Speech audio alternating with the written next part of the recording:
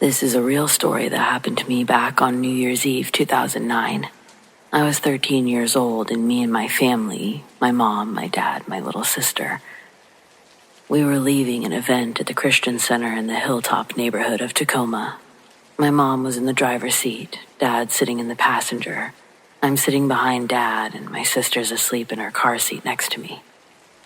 The church traffic had all dispersed by the time we'd left because my mom volunteered us to help clean up and put away chairs after the event ended that night.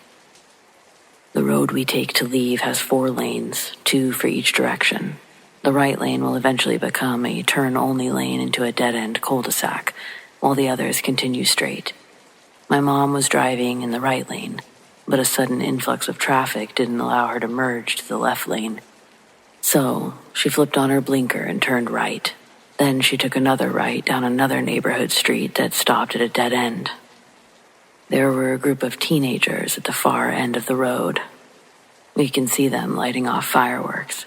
My mom pumped the brakes and began to cautiously drive towards them.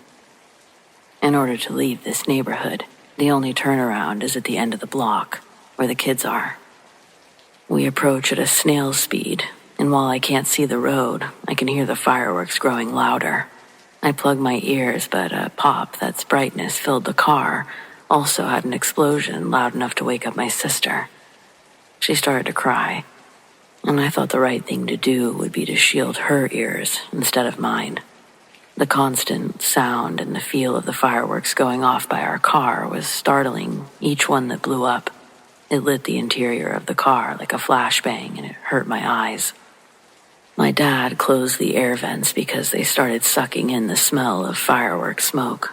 My mom was steering the car counterclockwise around the loop.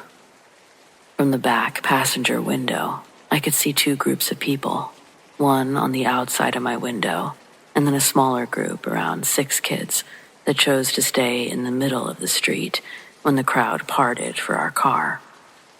This group of 6 was in the center, all still lighting off fireworks next to our car, almost as if they were trying to antagonize the vehicle's occupants into a confrontation. While this is happening out the left side of the window, from the right side, one guy approached the car. My dad saw this and locked the doors. Thankfully, the guy didn't even try for the handles. Instead, when he got to the car, he cupped his hands above his eyes. The metal of his watch clinked against the glass when he tried looking into the tinted windows on the front side passenger. Inside the car, everything happening around us is overwhelming to the senses. My mom was doing her best to navigate this right turnaround and not hit one of the many kids or cars parked in the loop. The guy who came up looking in the windows leans off to the side of the car, communicates to the group that he doesn't know who's in the car. I can hear the others outside also questioning one another on if they've noticed the suspiciously slow rate in which we're driving through. My dad tells my mom to speed up a little, but she ignores him. If the cul-de-sac was a clock, we would have entered at 6 and crawled our way backward around a guy that approached our car when we were close to 10 on this hypothetical diagram. My dad talks about speeding up at about the 9 mark. When our car gets to a hypothetical 7, we're almost out of the loop. My hands are still over my little sister's ears, and I'm periodically leaning over so that she could see me. In the act of doing this, I believe, saved my life.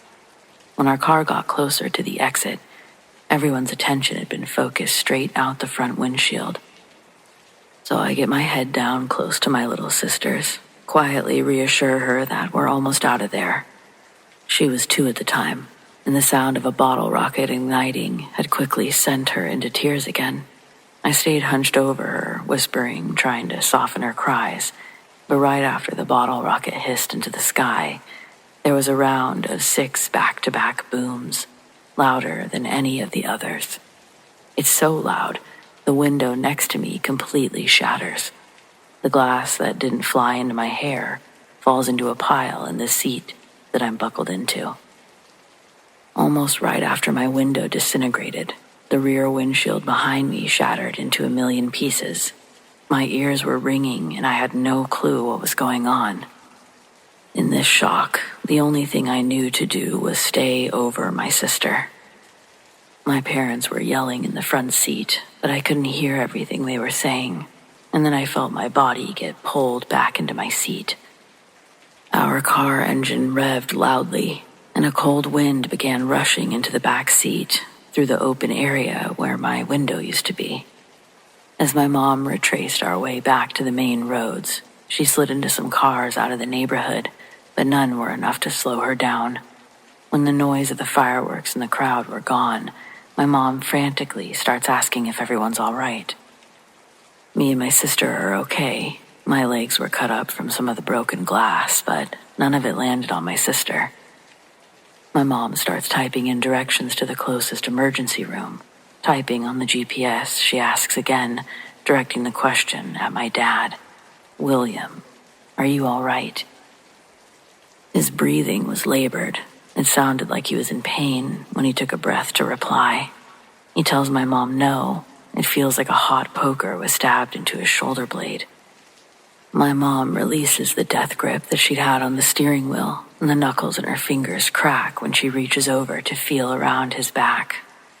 Her hand is reeled back in horror, and as my dad let out a low grunt filled with agony, the palm of her hand was wet with blood, and the back of my dad's shirt was soaked. Both hands on the wheel, my mom's again white-knuckling it to Tacoma General. When we got to the emergency room, my mom unbuckled her seatbelt, ran inside screaming for assistance. The keys are still in the ignition, and it sits diagonal and idle in the patient drop-off while the doctors run a stretcher out to the car and drag my dad onto it. Every little moment from his chair to the gurney makes him scream out in pain.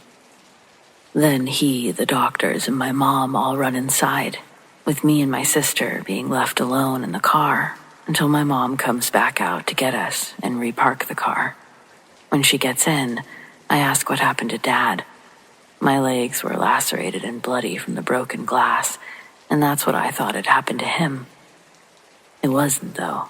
My dad was bleeding a lot more than my cuts were. His blood hadn't soaked his favorite Sonics t-shirt by way of glass cuts. His blood was coming from a bullet wound.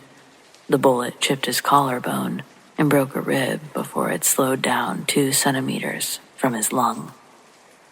We all sat quietly in the waiting room, my legs swinging nervously.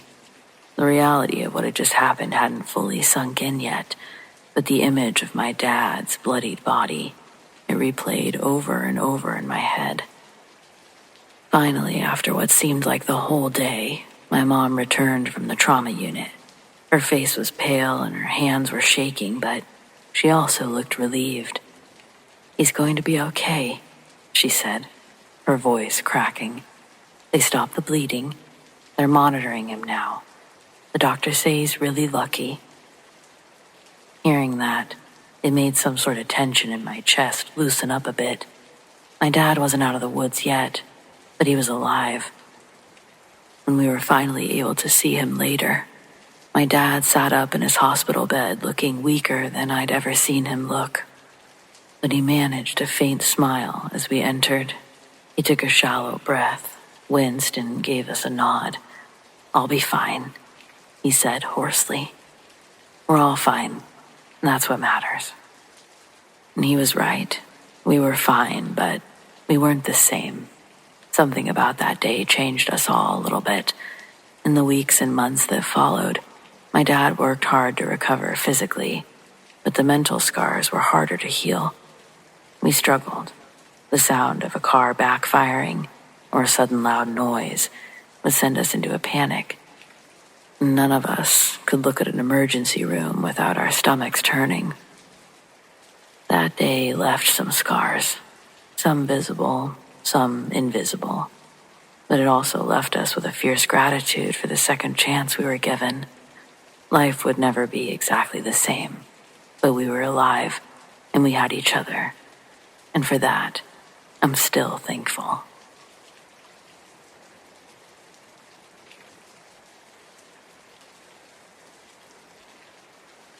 About 10 years ago, I went to a club with a large group of friends for their New Year's Eve party. Everything seemed to be going all right until a couple of my friends tracked me down and said, "There's something wrong with Jimmy. I think he needs your help." Jimmy was and still is my best friend since we were in grade 2. I was taken to the area where he was, and Jimmy was completely out of it. He couldn't function at all, was complaining about chest pains, slurring his words, basically every other symptom that you would mentally check off before calling an ambulance. Thinking that this is just some sort of alcohol poisoning, I tell everyone that we need to get him to the hospital and that I'm calling 911. "No, don't do that," someone in the group says. I look at them like they're crazy, and I'm starting to realize that this might be more than alcohol poisoning. We all took E, and he said it wasn't working, so we gave him more. We don't want to get in trouble. It ends up that these morons let a drunk guy take 3 pills in succession because Jimmy said he couldn't feel anything. Now that I'm dealing with a potential overdose, I definitely call 911. The ambulance comes and takes Jimmy away. A few of us, including some of the people that didn't want to call an ambulance earlier, head to the hospital. By the time we get there, they already have Jimmy strapped down because he's shaking. It appears like he's going to bite his tongue off. The doctor comes and asks us for more information. I tell them everything I know. They say that Jimmy will be all right, but maybe it would be a good idea to let his family know. This kind of felt like a time for you jerks to grow up and accept responsibility kind of move from the doctor. I agreed and said that we would. The friends all say that they can't be there because they know that they'll get shredded by the father, who is a very passionate, relatively old-school Italian man, and they bail. I make the call. "We'll be right there," the groggy, confused voice on the other line says. I'm alone and sitting in a hospital waiting room watching Ryan Seacrest ring in the new year on a shitty TV hanging in the corner. I'm waiting to know what I know will be an epic verbal evisceration from the Italian father. "What are ye here for?" a drunk man says to me from across the room. I tell him that my friend isn't feeling well, and I try to curb the conversation as quickly as possible. "My bitch sister broke my arm," the man slurs as he lifts his limp, swollen arm up for me to see. "I dropped her heroin, so she hit me with her fake arm." He says this with an almost proud laugh and continues to mumble about it. After that little exchange, I get up and walk around a little bit, but before I can get very far, the entrance doors slide open, and there are Jimmy's mom and dad. The dad storms up to me and starts demanding answers. He wants to know where his son is. He wants to know how long he had been doing drugs. He wants to know why I didn't try to stop him. I really have no choice but to take it. His wife looks at me sympathetically and tries to calm him down. The nurse takes the parents to their son's room, and I'm alone again. About 20 minutes go by. The mom comes out and says that everything should be okay, that they're going to stay with Jimmy a little longer, and she apologized for how it all went down. I head home and fall asleep. Later in the morning, Jimmy calls. He apologizes for the situation that he put me in, says his dad wanted to apologize as well. Jimmy decided on his own to kind of stop hanging out with those guys, so he actually still has no idea that the other friends really left him out to dry multiple times that night. I didn't feel the need to tell him. I was just happy he was okay. So yeah, long story short, best friend overdoses on E that friends gave him. Friends tell me not to call an ambulance, I call an ambulance. Friends tell me not to call parents, I call parents. Have an enlightening conversation with a drunk man whose sister broke his arm with a prosthetic appendage over spilled heroin. Best friend's dad verbally destroys me because I'm the only person there to take the fall. Best friend apologizes the next day. Still best friends. Yeah. Happy New Year.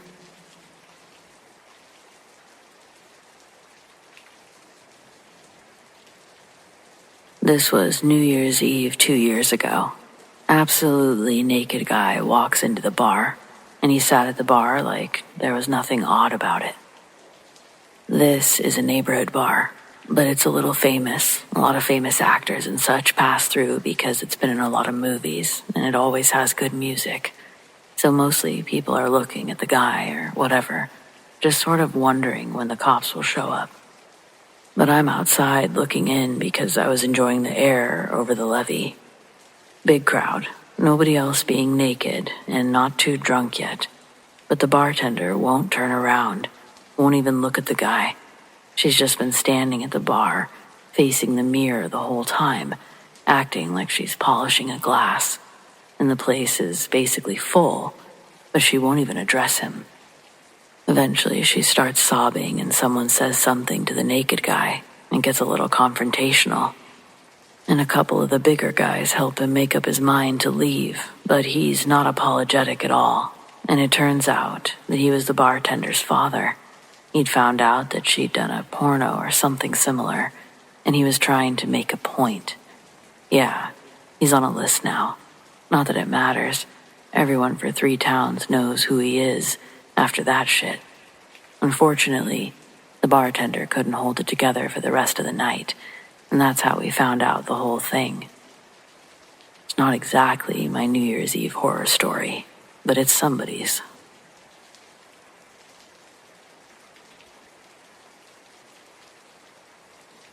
Before the whole pandemic mess took place, my husband Jerry and I took a 5-day cruise from Florida to the Bahamas on Carnival Conquest for New Year's Eve. We had a middle cabin room, small and no windows, so it messed with our sleep schedule. Personally, I wasn't too intrigued by open water, but Jerry thinks he was a sailor in a past life. This one, however, he's an account coordinator for a law firm in Fort Worth. So I thought we'd indulge his passion. And what a better way than for the new year, which also lands close to our wedding anniversary in January. Unfortunately, I'll have to insist upon it being our last cruise that we ever take. The trip itself was beautiful. The ship was clean. The walkways and rooms were spacious, and our room even had a small hot tub inside. Probably better than all of the hotels I've ever visited, honestly.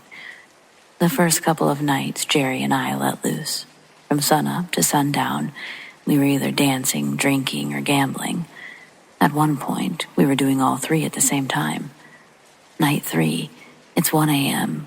We spontaneously decide we'd dress snazzy, go to one of the restaurants for some pirate pizza. Jerry's still a little schlitzed from the day drinking, and midway through our meal, he jokingly demands to go out on the deck and smoke a cigar.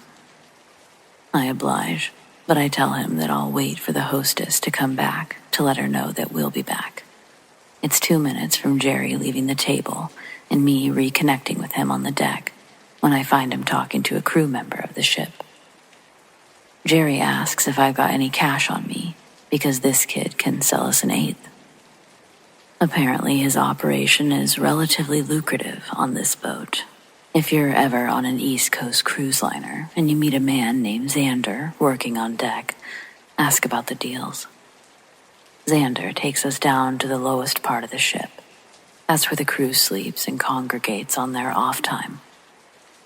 Off the bottom step, Jerry stumbles to the railing, clutching his chest like he's having a heart attack. Xander runs for the emergency phone to call for medical assistance, then hangs up and starts running up and down the hallways looking for help. This leaves me to absolutely lose my mind as my husband slumps further to the floor, balancing on one knee before tumbling into the mixed matched patterns of the lower deck carpet. I roll him on his back and I begin CPR until the doctors arrive. By then, I was sure Jerry had passed. He was unresponsive through my resuscitation efforts, and he remained that way when the doctors threw him on a gurney. The gurney was welded to the back of this golf cart-looking thing. The vehicle wasn't large enough to fit us all, so they left me on the first floor deck. I was in shock. It all happened so fast. I didn't know whether to stay there or wait for someone to come get me, or if I should chase after the miniature ambulance that was speeding away. We'd left our phones in our room, but thankfully, I'd recently gotten Jerry's pocket watch fixed. It was going to be a surprise anniversary gift for him. I pulled it out of my purse, and I used it to get some sort of durational sense. It was a little after 3. Moments later, I heard another golf cart zipping down the small corridors towards me. It was another worker from the ship coming to get me. Using multiple sets of ramps, we drive to the 3rd floor where the medical team is working on my husband. Jerry was laid out on a cot with an advanced cardiac life support machine. We'd find out that he didn't suffer from a heart attack. He was electrocuted. Faulty wiring in the wall had fallen and come to rest on the inside portion of the railing that Jerry grabbed. It could have been anybody that night. Jerry was simply the lucky one to discover it when he placed his hand on the railing. Eventually, Jerry becomes conscious again. When his eyes open back up, the first thing he says is, "Do you have my pocket watch?" I say, "Yes."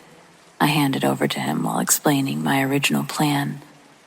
And then I was like, "Wait, how did you know I had it?"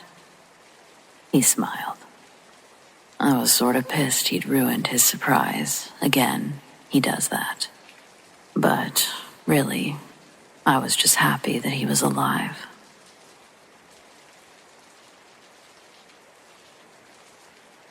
Well, I'm hoping you're in need of some New Year's Eve stories. I've got one that traumatized me when I was a child.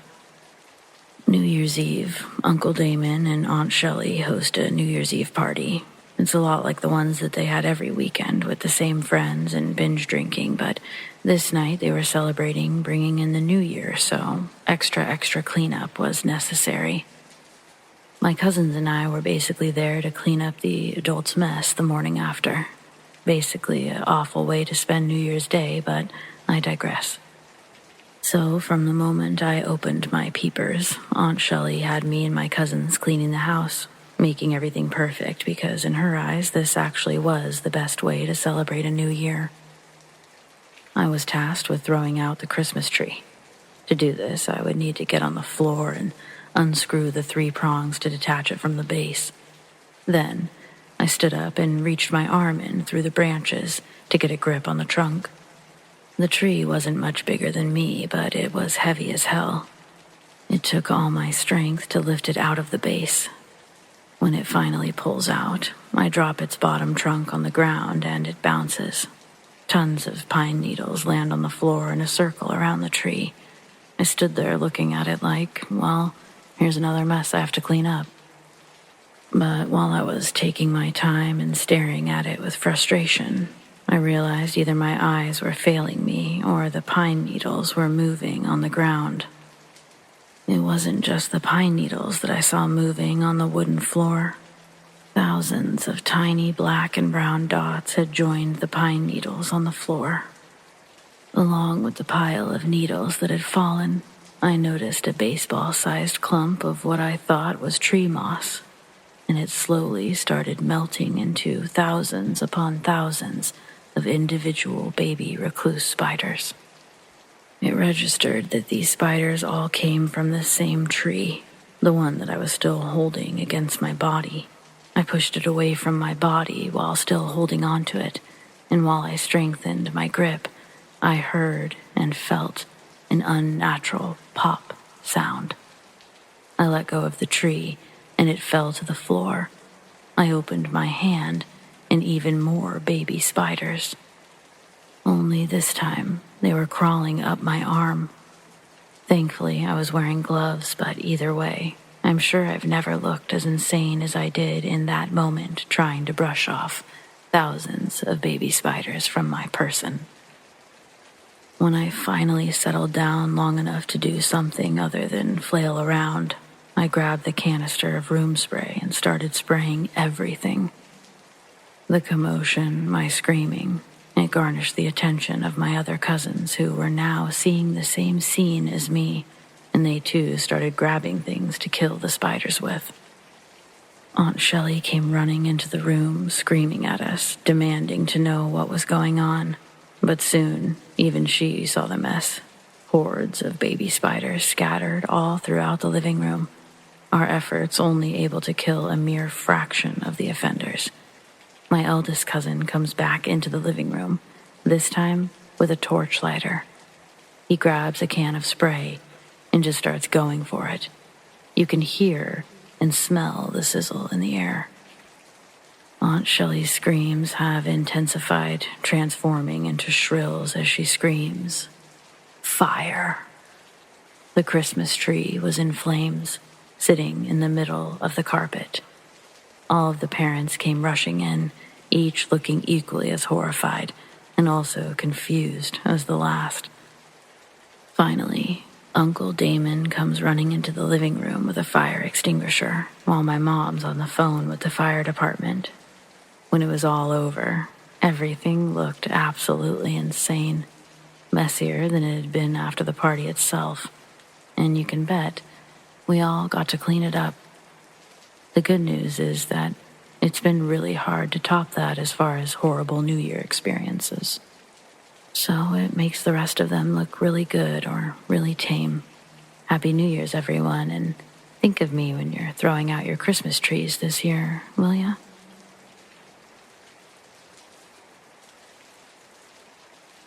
When I was young, I was a die-hard believer that professional wrestling was real.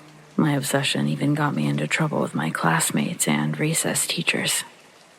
For my birthday one summer, my uncle got me a bunch of hand-me-downs, classic WWF and WCW t-shirts. I wore those on rotation until the school year started, and my mom said I could only wear a select few, and not every day. When I did wear one, though, it didn't get the same reception I'd envisioned when choosing my attire for the first day of school. The t-shirt I'd decided on was a red one that featured Hulk Hogan. On the front of the shirt was a classic screen print of him in his ring attire, ripping his tank top in his iconic pose. I thought it was a solid choice, and I proudly strutted into my classroom to find my desk. But my heart sank a little when I saw that I was sitting in a group with a boy that was extra nasty to me named Zane. Nobody was really nice to me, but he couldn't hold back. When he got a chance, he had to get a laugh at someone else's expense. And as I walked to the table, he saw an opportunity and took it without hesitation.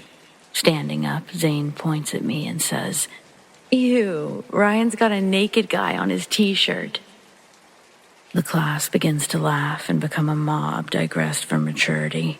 I'm like, "Are you serious? You don't know Hulk Hogan?"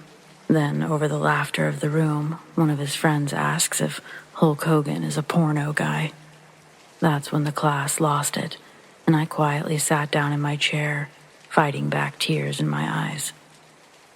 When the bell rang at the first recess, I found myself alone outside again. Our playground has a large fenced-in grassy field attached to it. Past the fence is a thick tree line.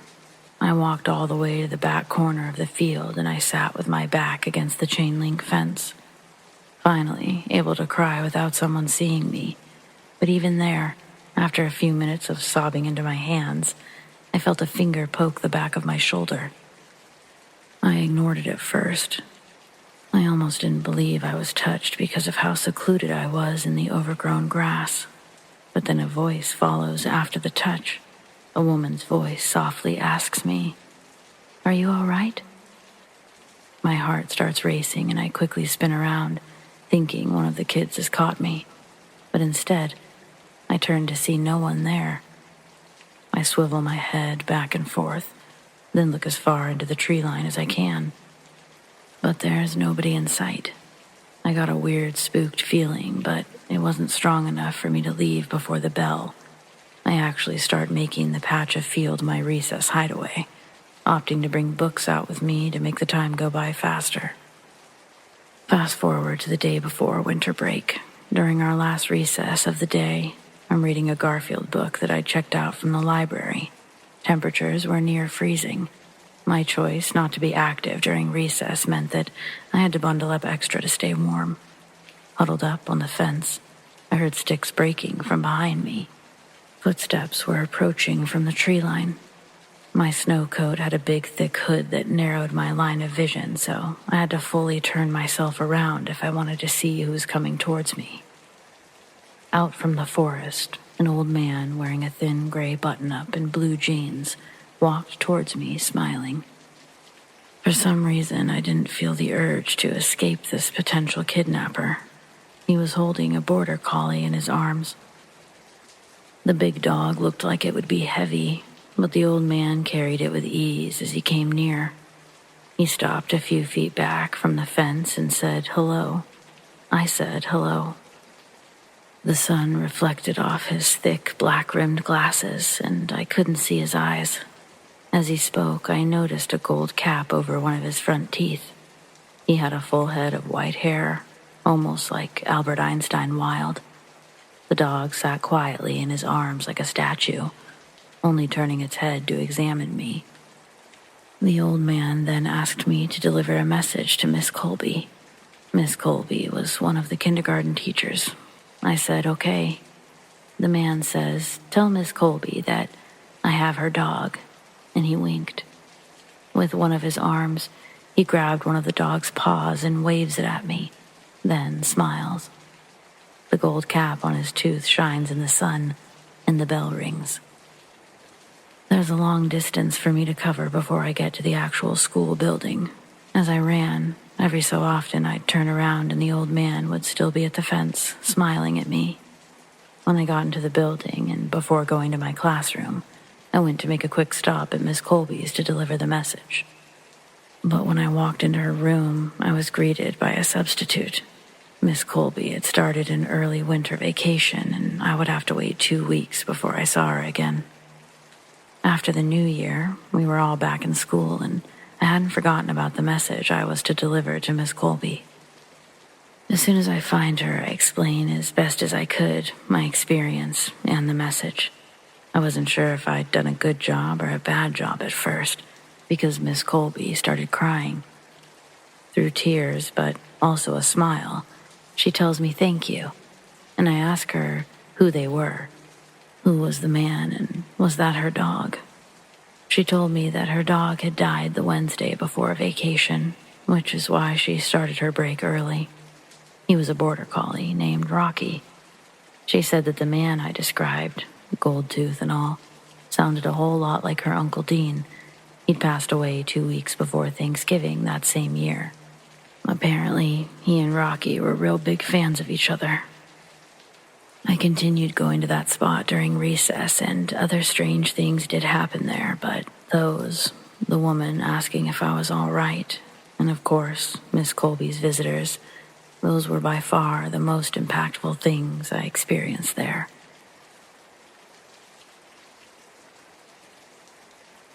I used to work at a coffee stand while I was in college, and this happened during that unique time between Christmas and New Year's when everything is still busy, but the atmosphere is less stressed and more relaxed.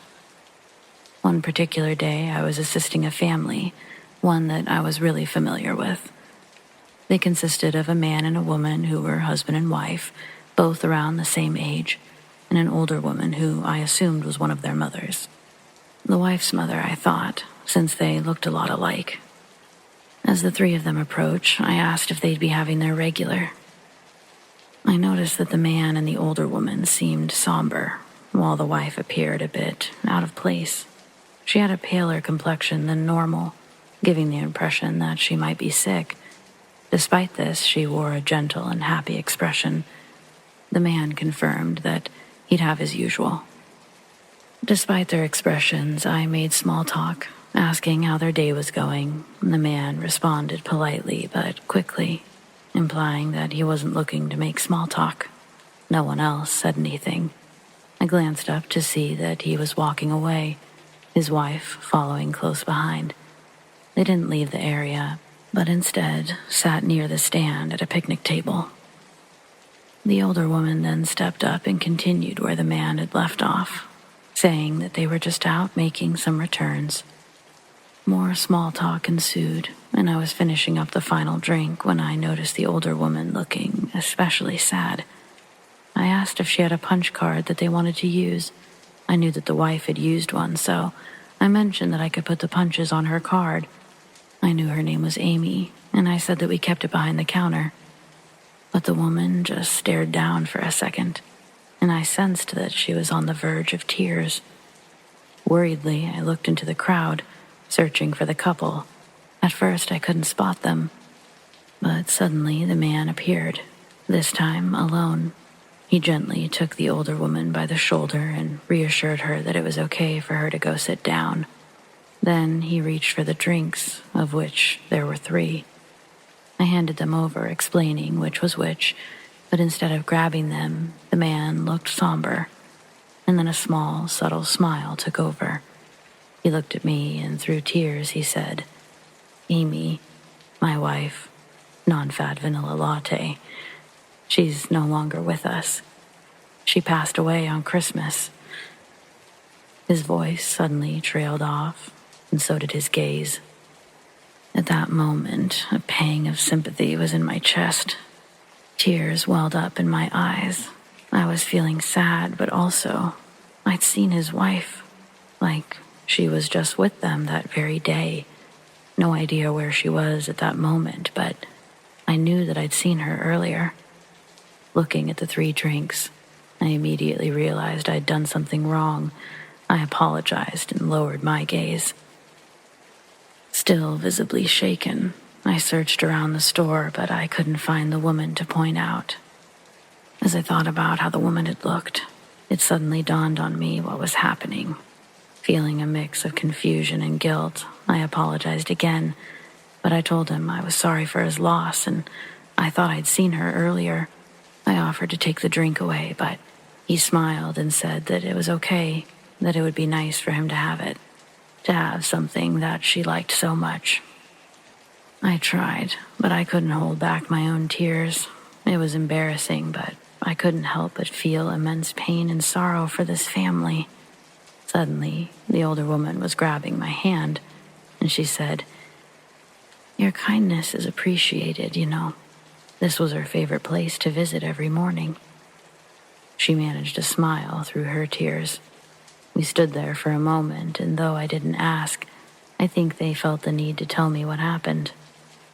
It was her heart, the woman said, explaining that her daughter had died suddenly and in her sleep.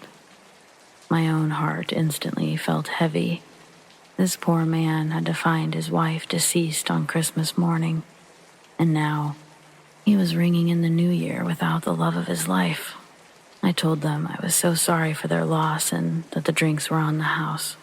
Before they walked away, visions of the woman from earlier raced in my head, and I found myself blurting out that she's always with you. I then asked my coworker to take over the register while I retreated to the nearby bathrooms to gather myself.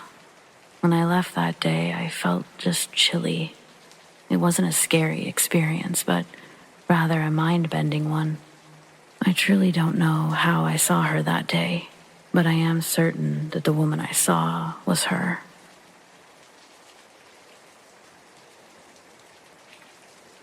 This year I have one and only one New Year's resolution. Don't piss off any more crazy customers.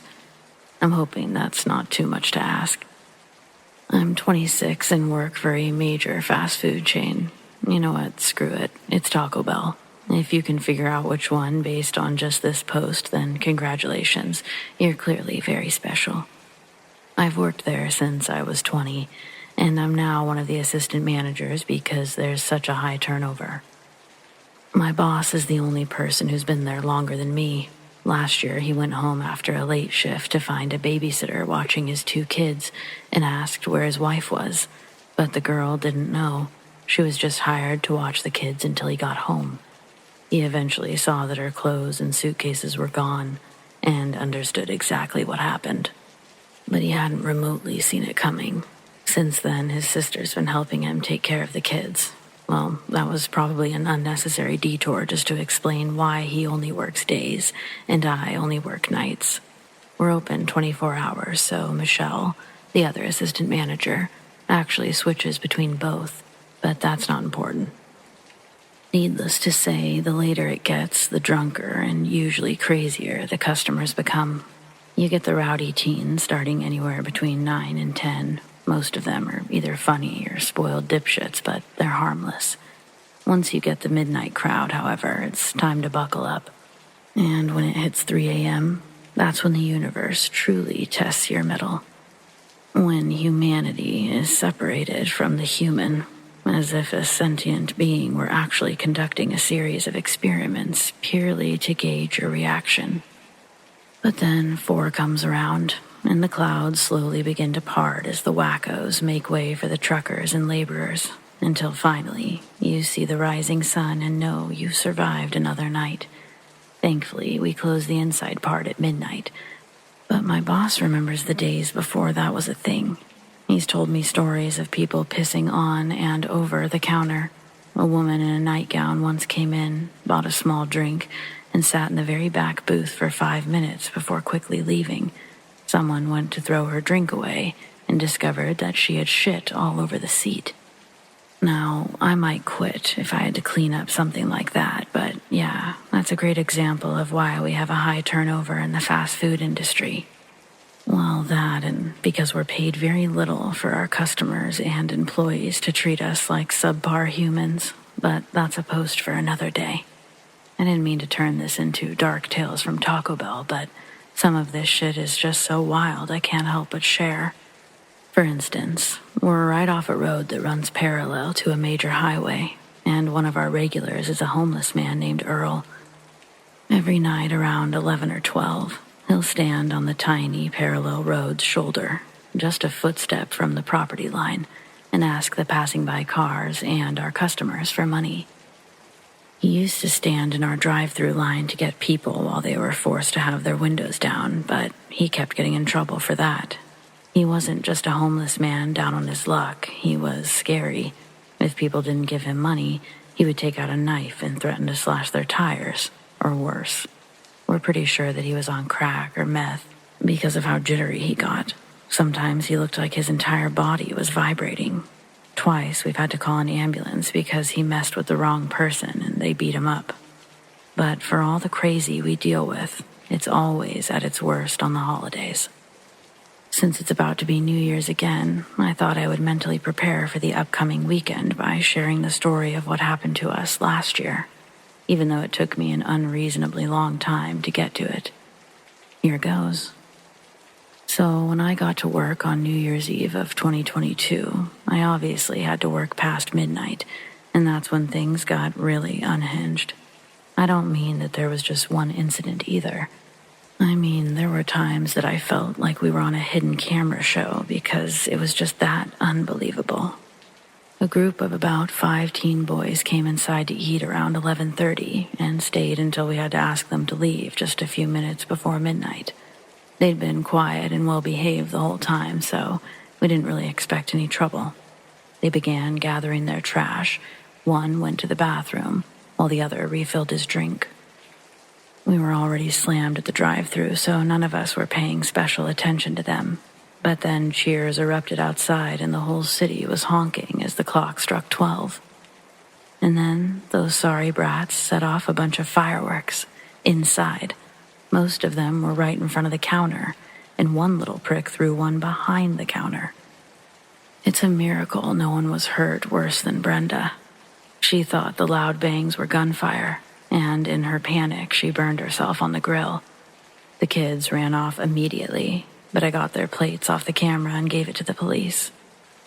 The kids actually got in trouble, and the parents made them apologize later, so we had some justice.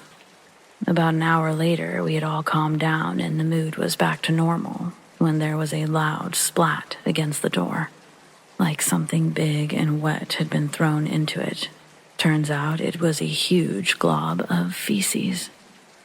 I want to believe that it came from a very large dog, just because I cannot accept that someone was so upset over fast food that they collected their own shit purely to throw it at our door. I'm having a hard enough time accepting the fact that I now have my own shit story to tell others. Yeah, I didn't clean it up. When one of the guys was finally brave enough to go outside and hose it off, they found a note with a rock on top that said, "I said no fucking lettuce, asshole." So yeah, someone threw actual shit at us just because we forgot to hold the lettuce. It was only 20 or 30 minutes later when some woman pulled up to the window and refused to leave until I sent someone outside to look beneath her car. She didn't even order food. She waited in line just because she was positive that she'd ran over a gremlin and that it was hanging on under there, waiting for her to step out so it could slice her Achilles tendon. Her words, not mine. I normally hate catering to people like this, but we had a really long line, and it would have taken the police too long to deal with her. The only way to get on with our night was to have Ricardo go confirm that there was no gremlin. He went outside, bent down, and gave her the all clear, only to have her scream. "You didn't even look," before throwing a glass of orange juice in his face. He yelled back that he hoped it got her, and I couldn't even be mad. Now, already, this has been a night full of news stories to share with friends, but the worst has yet to come, and this was actually terrifying. At 2:45, a man came through asking for a Whopper with cheese. At first, we thought it was a joke, but he wouldn't let it go. Darren spent almost a full 5 minutes arguing with this guy until he finally ordered a couple of tacos. When his turn came up in line, he was a little too far from the building, and his window was rolled up. But he was driving an old clunker car, and we see people with broken windows do this all the time.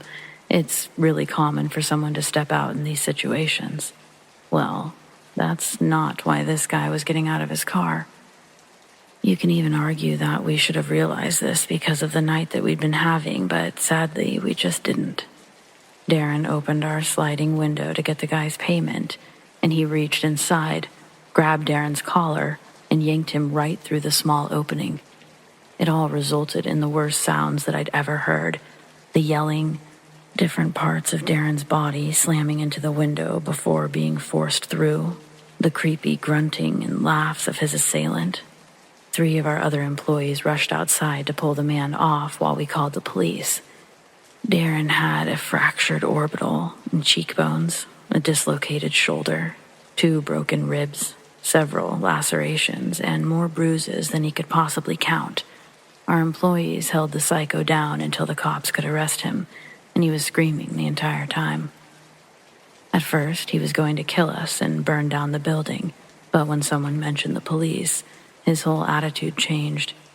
He was suddenly very apologetic and begged us to let him go, with promises that we would never see him again. Thankfully, we didn't listen to a word of it, because the police found a gun in his waistband.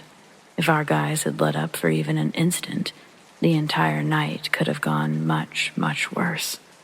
The crazy bastard even laughed as they took his weapon away, bragging about how he'd almost gotten his hands on it when they first took him down, and how much he wanted to shoot their dicks off.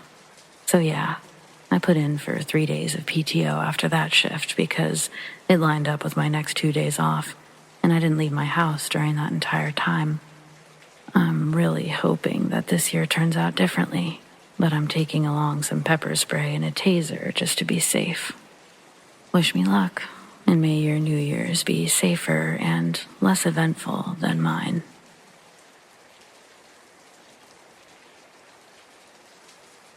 On New Year's Eve 2019, my friends Lacey, Mason, and I decided to have a night out.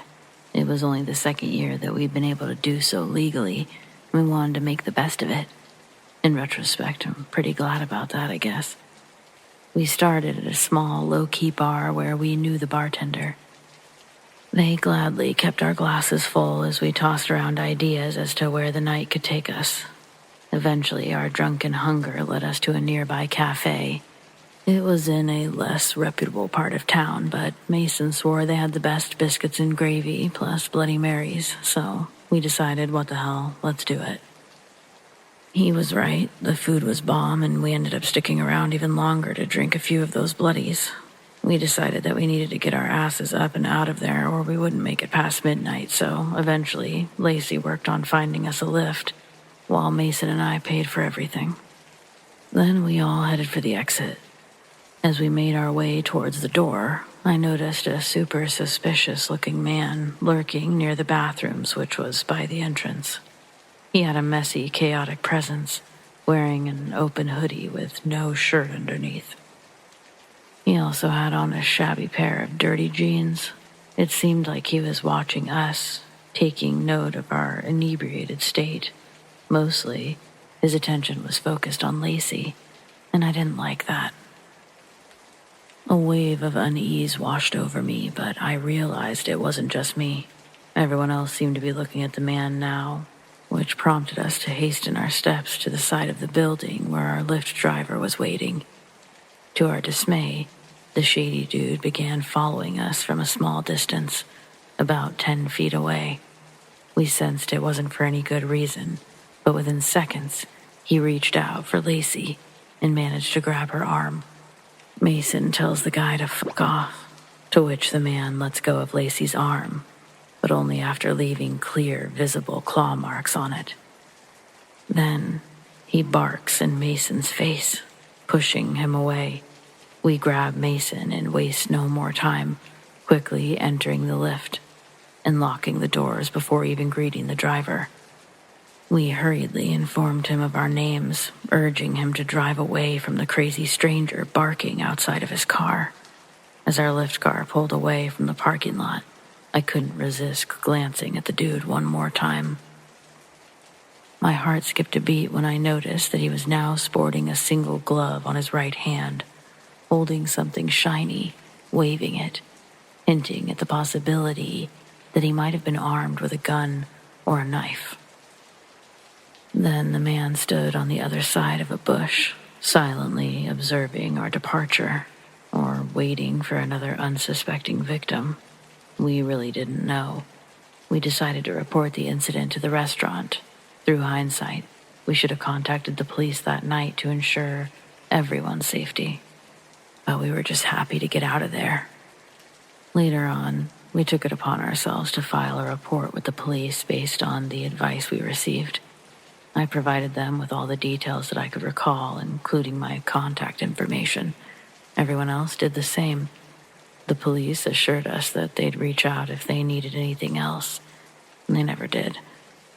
Reflecting on the encounter, I want to clarify that my mention of the man potentially carrying a weapon, it was based on the observation of the single glove on his right hand. He hadn't had that before, and the object, which clearly he'd had concealed before. His other hand remained gloveless and clearly visible.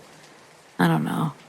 I guess it doesn't matter, but if you do go out this New Year's Eve, or any time, I guess, just be safe, and remember, there's power in numbers, that's for sure.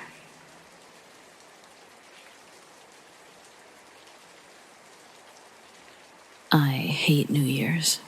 Actually, I hate most holidays, but New Year's is the worst. Somehow, my dates always end up kissing someone else at midnight, even the ones I was actually in a relationship with. Last year was my last straw. I'd been dating the same girl for almost 10 months, and for some weird reason I still can't identify, I believed her when she said she loved me. I also believed her when she said she didn't love her husband anymore. They were separated. I know, I'm an idiot. That's fine. I deserve it. If they were separated, they reconciled on New Year's, but that's not the point. The point, my friends, is that I'm done with it. Some people just aren't meant to find love, and that's okay. I decided this would be the year that I changed the pattern and reclaimed New Year's. I skipped everything, even Christmas. I didn't go to any parties. I didn't watch the ball drop in Times Square. I just sat on the couch with enough liquor to make the pain my bitch, and apparently to hallucinate. I turned my phone off to avoid temptation, put on a Hellraiser marathon, and let the whiskey do its job. Also, it's important to know I live in the middle of nowhere. There's no neighbors, no streetlights, just me in the pitch-dark forest. In the 8 years I've lived here, I've never received a single unexpected guest. Until that night. Before the first movie ended, I was well past tipsy and on my way to completely drunk when someone suddenly knocked at the door. It was loud and rushed. I nearly jumped out of my skin. The couch sits on the same wall, and I felt the vibrations with my whole body. I only panicked for a moment before remembering my phone was off. It made sense that someone might come over if there was an emergency, and that thought pushed me into a different kind of panic. Expecting to see a familiar face, I opened the door mid-knock without bothering to ask who's there, but it was nobody. I stepped out onto the porch and everything was still and silent. It just wasn't possible. There's no way that someone could have ran that fast without making a sound. The porch is 20 years old. It groaned just from stepping outside.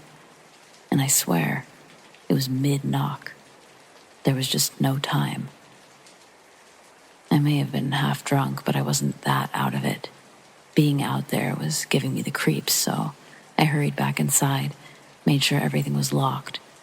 I stopped drinking and made a pot of coffee, too. By the time I'd settled down with my first cup, I was almost convinced I imagined the knocking after all. Maybe I'd been drifting off. And that's when it happened again. This time, I remained in my seat, sipping and waiting. The knocking continued, slightly louder with each round. I know I wasn't imagining it. I turned my phone on as I quietly approached the door, but there were no missed calls or messages, and it was 11. So who would be out here? My heart dropped into my stomach as I recalled countless hours of true crime podcasts and realized the only possible explanations were of the nefarious variety. Someone was messing with me. Someone who probably wanted me to wander beyond the safety of my doorway. But that wasn't happening. The coffee was helping, but the fear is what really sobered me up. I dialed 911 and left my finger on the call button before looking out the peephole. But it was pitch black out there. I thought I saw a shadow outline of someone tall, bulky, but it could have just as easily been my paranoid imagination. It was just too dark to be certain, and everything was happening so fast. No more than 20 or 30 seconds passed from the first knock to the last. It ended the very instant I reached over and flipped on the porch light. I never even looked away from the peephole. Everything just fell silent in the same second that I saw no one was there, again. My door is centered on the porch. There's 12 feet on each side and 16 feet out. Even if someone could jump at the exact right moment, they would never make it before I saw them. I couldn't call the police and say nobody is pounding on my door, and I didn't want to call my family. They would have just thought I finally snapped. I'd probably still be in a psych ward. I didn't know what to do, so I went back to drinking my coffee. The more I sobered up, the more I wondered if maybe I had snapped. Maybe I should have called my dad. I stared at his number, trying to work up the courage to press call, when I noticed the no service symbol at the top. That was a fairly rare occurrence. It never lasted more than a couple of minutes. But even when I restarted the phone, there was still no service. It was 11:55 by then. I didn't give a shit about New Year's anymore. I just wanted to go to bed. But I was too frightened of waking up to the sound of those damn knocks. The coffee was running straight through me. I wanted to avoid going to the restroom because I knew the knocking would start back the moment I did. But I was wrong about which door. I shut the bathroom door behind me, and the very second I began to relieve myself, bam, bam, bam. And that's when I screamed. No one else was supposed to be in my house, but someone was banging on that door hard enough to make it shake in its hinges. Luckily, I was in the best possible place for my bladder to void itself. I didn't have a choice. I couldn't stay locked in my bathroom all night with that incessant banging, so I grit my teeth, ripped open the door, and whimpered at absolutely nothing. Then, as I stepped into the hallway, A blast of cold air rushed through me, and my heart stopped as I heard the sound of a New Year's party fill my home. I was so shocked, I didn't realize what happened until I saw the TV on and at max volume. It showed the ball dropping in Times Square. I rushed to turn it off, but the power button wasn't working. I had to unplug it. This was genuinely the most terrifying night of my life. Nothing else happened after that, but I stayed awake all night, dreading what would happen next. Maybe I really am just cursed when it comes to New Year's.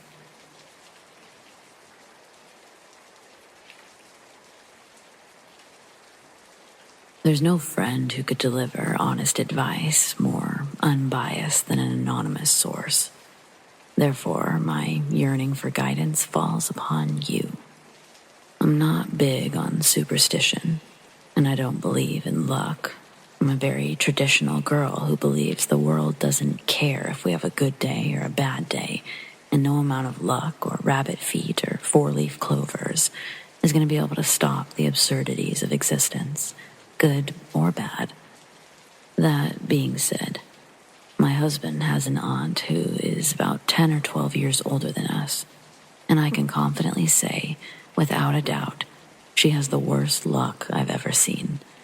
So bad, in fact, that it's truly made me reconsider my beliefs on luck being a thing.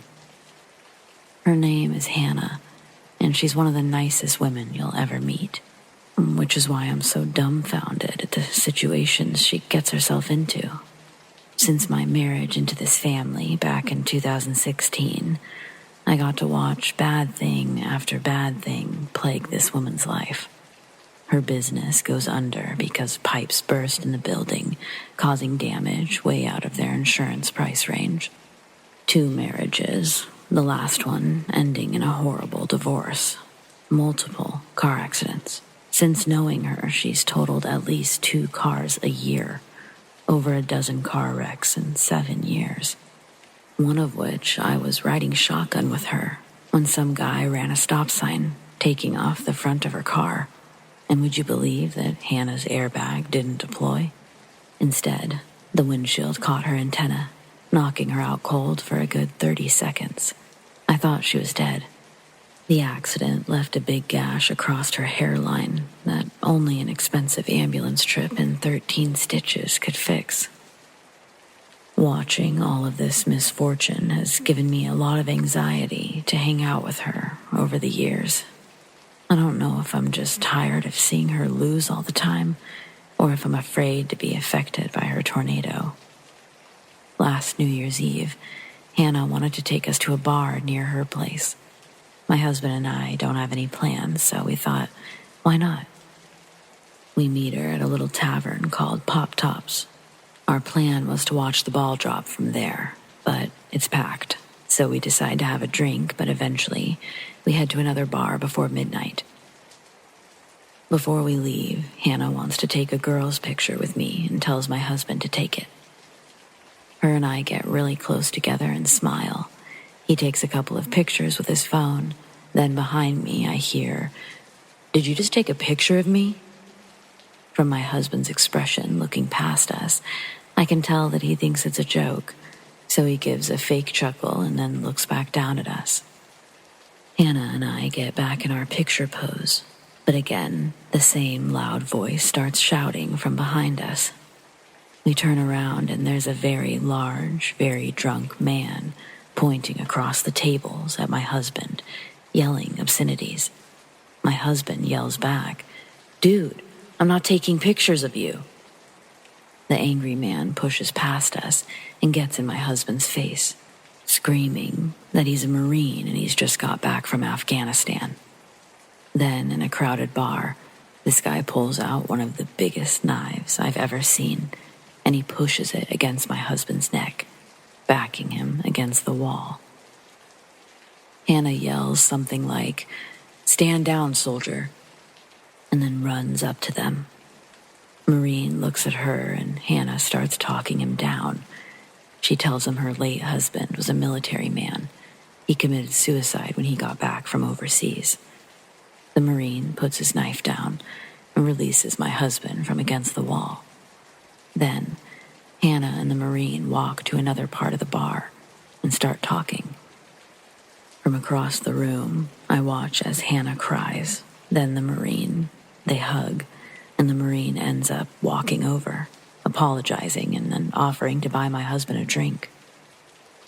It's getting close to midnight, and we decide that we're going to hit another bar, so we leave. The Marine decides that he's going to head out too. At the exit, we go our separate ways, us three walking right to another bar, and the Marine walking left towards Pop Shot's parking lot. Moments later, we hear a loud motorcycle rev up, heading in our direction. It sounds like it's picking up momentum fast. We're on the sidewalk as this monster Harley rips past us on the road. It's the Marine. He speeds around the corner, and we hear this boom. We all go running to the end of the block to see what just happened. The sight we come upon is black, heavy smoke pouring from a mangled Harley wrapped around a tree, and a body lying a couple of yards further down the sidewalk. Hannah runs to the Marine and starts to call 911 while checking his vitals. We wait while the ambulance arrives to get the Marine. From a distant balcony, we can hear people counting down and cheering. The new year had arrived, and I'm watching Hannah scrub blood off of her arms with water from an Aquafina bottle in the car. None of us felt like partying after that, so we just called it a night. We dropped Hannah off at her place and then drove ourselves home. From the freeway, I watched fireworks ignite the sky, and I tried to make the best of it. But this year, I'm really not trying to deal with these shenanigans. Is it Hannah?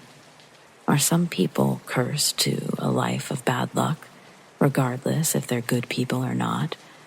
How do I express my worries to my husband without using the word jinx? The last thing I want to do is bring in another new year so chaotically. Hannah's already asking if we have plans. Do I just lie?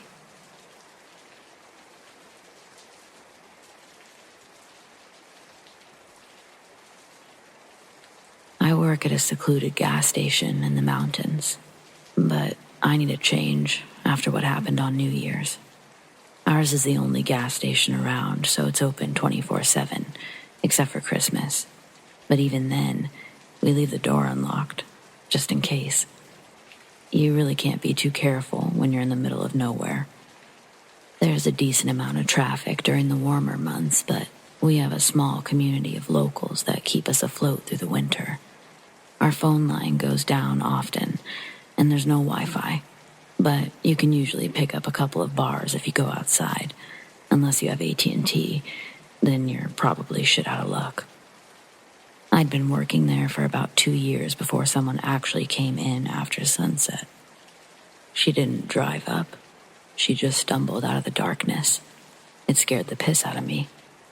I thought somebody had parked off camera with the intent to rob the place. Instead, it was a young woman. Her boyfriend had kicked her out of his car, but her purse and her phone were left in the back seat. She'd been walking for over an hour. Her face was red, and she was trembling from fear as much as the cold. The coffee seemed to help, and she was able to call her father for a ride. But had we not been open, she would have been frozen out there. That one night was worth staying open for all the others. Not only did it save a life, the girl's dad actually came back to thank me with a very generous check. I didn't want to take it at first, but he was driving a car that cost more than my house, and his suit was definitely worth more than my monthly earnings. I thought about that girl every time I had to work on a holiday. It kept my bitterness in check. You never know when a privileged dipshit is going to toss some poor girl out into the middle of nowhere. I was definitely thinking about her on New Year's. Luckily, I thought to lock the doors that night. Teens like to party in the mountains, and they usually come here for snacks on their way home. The rowdy ones can get pretty destructive, so it's safer to serve them through the window. But drunk teens aren't the reason I'm writing this. It was almost 3 a.m. when a lone figure ran into view. Just like the girl, there'd been no headlights or engine sounds, only silence, and one hooded runner heading straight for the door. I raced over with the keys, ready to unlock it. I was inserting the key when I noticed an age-spotted, almost malformed hand grasp the handle. The long, yellow fingernails were filed to sharp points, and my hand froze mid-turn. My gaze shot upward to the hooded figure, but he was looking down, watching my hand, and I couldn't see his face, only that gnarled hand. The sinking feeling in my gut made me remove the key and take a few steps back. When I did, the man's head shot up, and he was smiling like the Joker. His teeth were as yellow as his fingernails. His lips were so red, he looked like he was wearing makeup. His eyes were bloodshot, and he had scabs all over his face. We made eye contact, and he let out a maniacal laughter that made my head ring. I instinctively covered my ears, and it made the man laugh even harder as he began pulling on the door handle.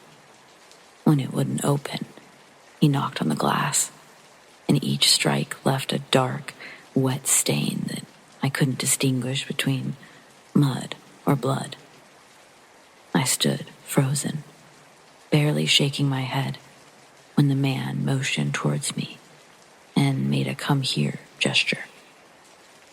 With my refusal, his laughter instantly died, and his smile turned into a menacing scowl.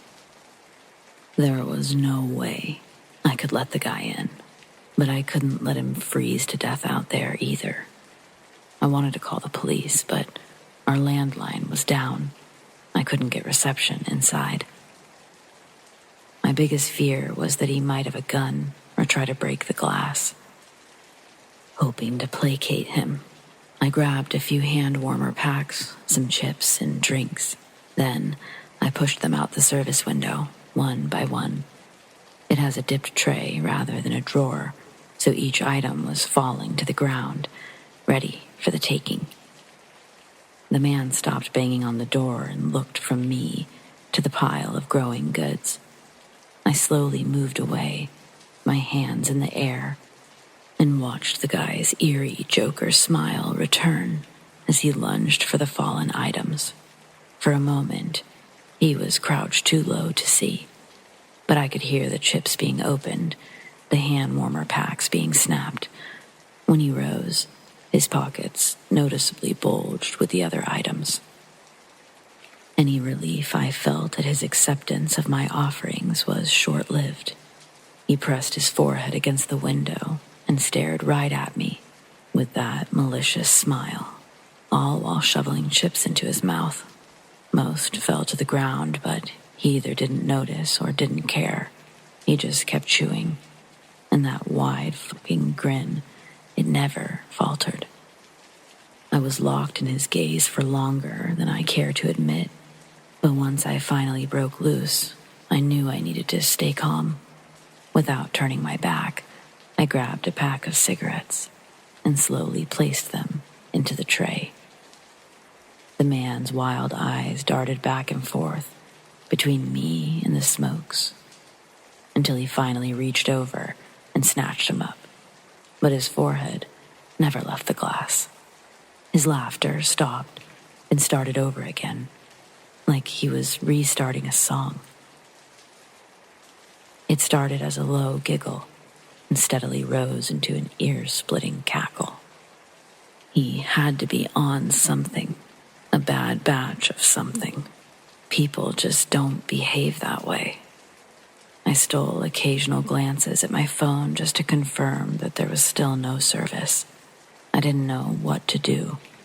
Aside from handing over merchandise, I wasn't going to give him alcohol, but if free stuff kept him from breaking the glass, yeah, I was prepared to do this all night. The guy stayed like that, face pressed into the glass, laughing like a maniac for almost an hour, before his hands suddenly shot into his bulging pockets and began rummaging around. I feared he had a gun after all, and I almost dove behind the counter, but he only pulled out a Sharpie. He removed the cap with his teeth, began writing on the window in huge childlike letters. First an S, then an M, I, L, and finally an E. Smile. When finished, he nodded his head towards the word and then at me. Totally confused, I did the only thing that I could. I smiled. The moment I did, the man stopped laughing, stepped away from the window, and walked back into the night. I wanted to call the police, but I was still too frightened to go outside. I worried the man would be lurking, just out of view, waiting for his chance to pounce. But I never saw him again. I did warn my boss and coworkers. None of them had ever seen anyone like this guy. We don't know where he could have come from or where he went, but he must have some kind of shelter to survive out there. I guess something about New Year's just brings out the crazies. That's why I won't be taking next year's night shift. I'll quit first. That's a promise. You truly never know what people are capable of.